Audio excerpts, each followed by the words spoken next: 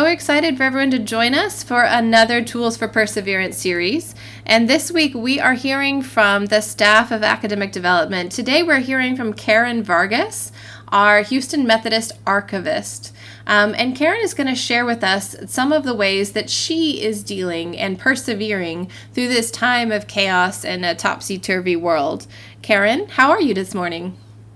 Hi, I'm doing great this morning. I was going to tell you about spending time with my pets and other animals in nature. This is my cat Suki and my dog Coco, and you can see that they get along together most of the time. I have a quote here by George Eliot, the author.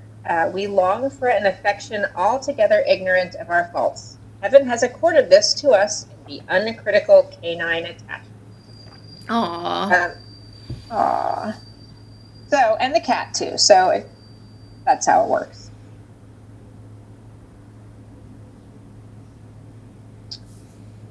Sorry about that. Here is my cat Suki, looking ridiculously cute, as she frequently does.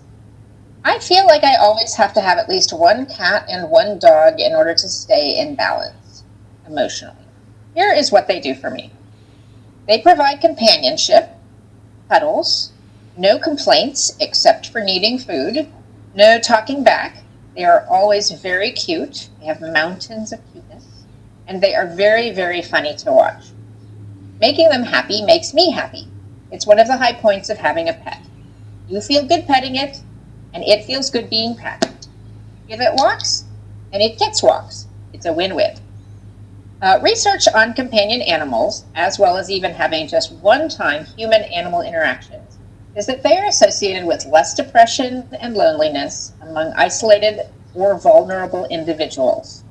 Right now, that is us, isolated and vulnerable individuals.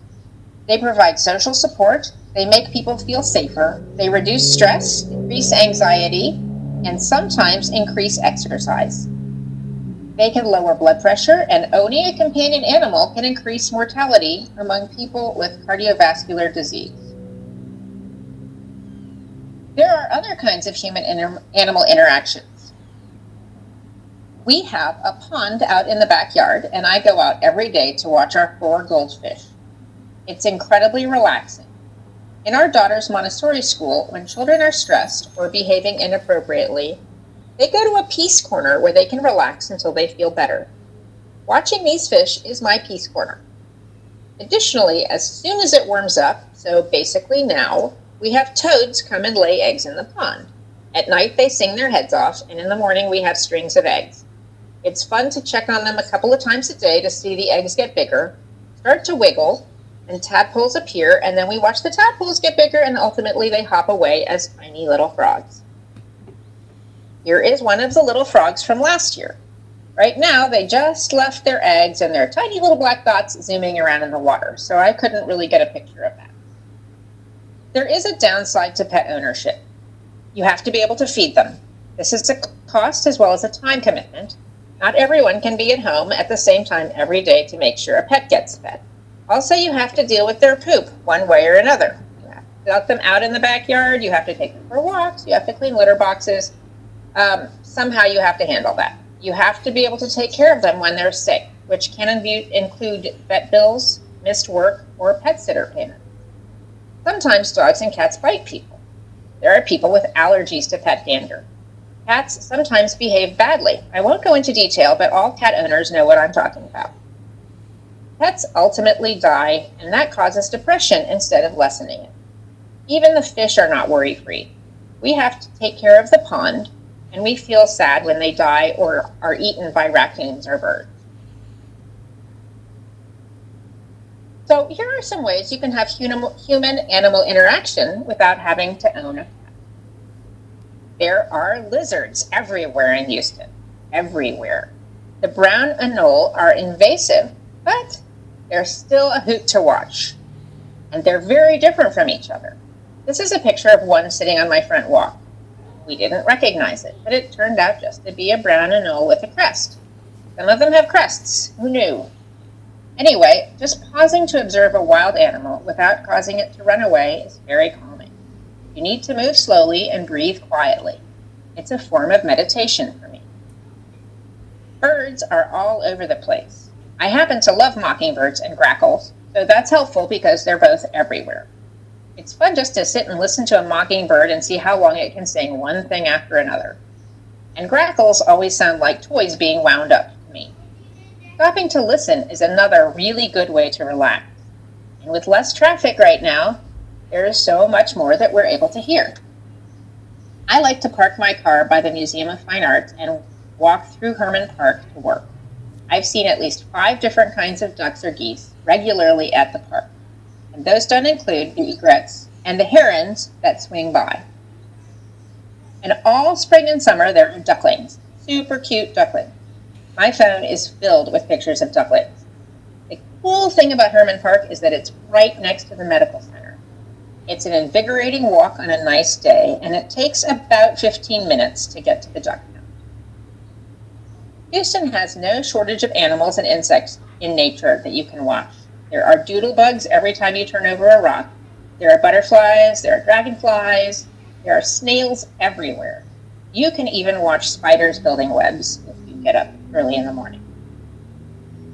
So what happens if you have no pets and no time? When I'm in the office and I need a break, I find watching animal webcams very relaxing. I need to point out that this is not a photo from a webcam. This is the octopus at the Houston Zoo, and I love visiting it, and I'm just using it as my zoo icon. One of my favorite webcams is the Puffin Cam on Seal Island in Maine, which is on the explore.org website. Puffins are both adorable and ridiculous-looking birds. Unfortunately, they are not on Seal Island all year long, so when they aren't there, like right now, they run a highlights reel so you can still watch them. Many zoos have webcams for their animals. Houston Zoo has webcams for their giraffes, gorillas, elephants, leafcutter ants, rhinos, chimpanzees, and flamingos. You can even control the camera so you can look around for the animals if they aren't in sight. Only one person can control it at a time, so you might have to wait your turn. Sometimes the animals are not in the picture at the time, so you have to wait for them to reappear or try another webcam. There are a couple of books I want to recommend because I'm a librarian and I recommend books. One is the book The Nature Principle by Richard Liu. He writes about our nature deficit disorder and how being in nature can make us less depressed, tense, angry, and fatigued. Another book I want to recommend is called The Sound of a Wild Snail Eating by Elizabeth Tova Bailey. It's about a woman bedridden with a severe illness who spends her days watching a snail in a terrarium and learning about snails. It's unassuming and remarkable. After reading this book, you will never look at a snail the same way. Here are 3 recommendations I have. 1, take a few minutes to make an animal happy. Borrow one from a friend if you need to. With social distancing, maybe you can have a friend leave their dog out in the yard so you can pick it up and take it for a walk. Or maybe you can get their keys and go by and pet their cat when they aren't home.